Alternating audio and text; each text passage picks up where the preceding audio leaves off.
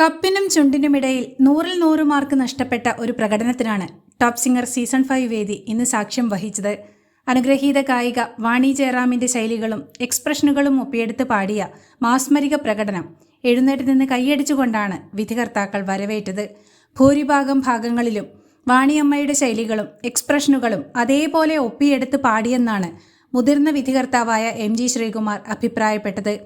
വളരെ ഭാവത്തോടു കൂടി പാടി വേദിയിൽ ഒരു പ്രത്യേക മൂഡ് ക്രിയേറ്റ് ചെയ്തു എന്നാണ് മധു ബാലകൃഷ്ണൻ അഭിപ്രായപ്പെട്ടത്.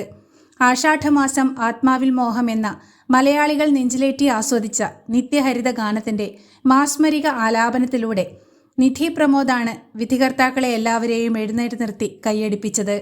99 മാർക്കാണ് വിധികർത്താക്കളെ എല്ലാവരെയും എഴുന്നേറ്റ് നിർത്തി കൈയടിപ്പിച്ച നിധിയുടെ മാസ്മരിക പ്രകടനത്തിന് വിധികർത്താക്കൾ നൽകിയത്.